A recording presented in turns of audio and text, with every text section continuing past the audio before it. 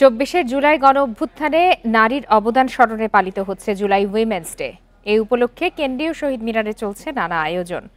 সংস্কৃতি মন্ত্রণালয়ের উদ্যোগে এবং শিল্পকলা একাডেমির ব্যবস্থাপনায় এতে সহযোগিতা করছে মহিলা ও শিশু বিষয়ক মন্ত্রণালয় এবং ঢাকা বিশ্ববিদ্যালয় কর্তৃপক্ষ।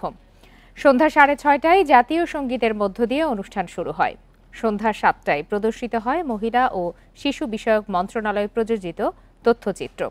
এরপর পরিবেশিত হয় জুলাইয়ের বিপ্লবী গান ও কবিতা। রাত 10:30টায় প্রদর্শিত হবে চীন ও বাংলাদেশের যৌথ উদ্যোগে ড্রোন শো। সেখানে 2000 ড্রোন আকাশে উড়িয়ে তুলে ধরা হবে জুলাই অভ্যুত্থানের ইতিহাস। দেখানো হবে 14 জুলাই ঢাকা বিশ্ববিদ্যালয়ের আবাসিক হলের ছাত্রীদের আন্দোলনের স্মরণীয় মুহূর্ত।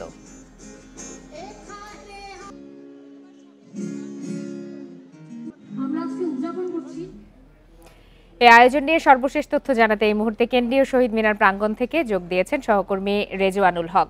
রেজওয়ানুল হক, ঠিক এই মুহূর্তে কি ধরনের পরিবেশনা চলছে সেখানে এবং সেখানকার সার্বিক পরিবেশ এবং নিরাপত্তা ব্যবস্থা কেমন চোখে পড়ছে?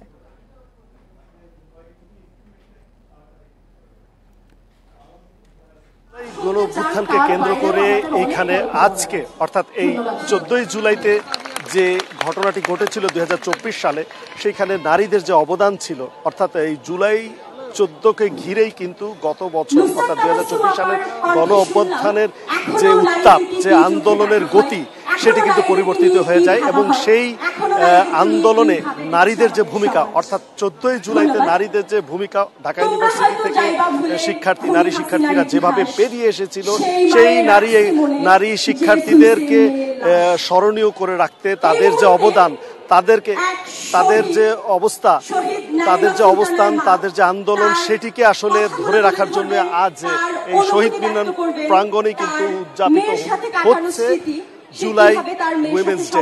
এরই অংশ হিসেবে সন্ধ্যা 6টায় জাতীয় সঙ্গীতের মধ্য দিয়ে এখানে কিন্তু অনুষ্ঠানটি সূচনা হয়।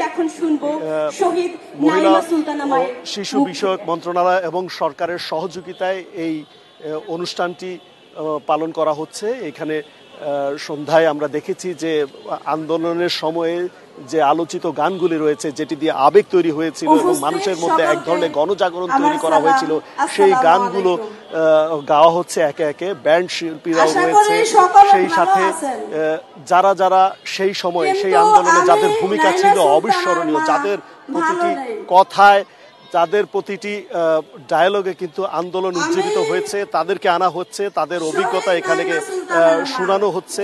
এবং এই যে আয়োজনটি, এটি কিন্তু সর্বস্তরের মানুষের জন্য কিন্তু খোলা রাখা হয়েছে। এবং রাতে আমরা যতটুকু জানতে পেরেছি যে একটি ড্রোন শো অনুষ্ঠিত হবে জুলাই আন্দোলনে নারী এবং সর্বাত্মক মানুষের যে আন্দোলনের মাধ্যমে একটি গণ-অভ্যুত্থান ঘটানো, সেটির গল্প তুলে ধরার জন্যই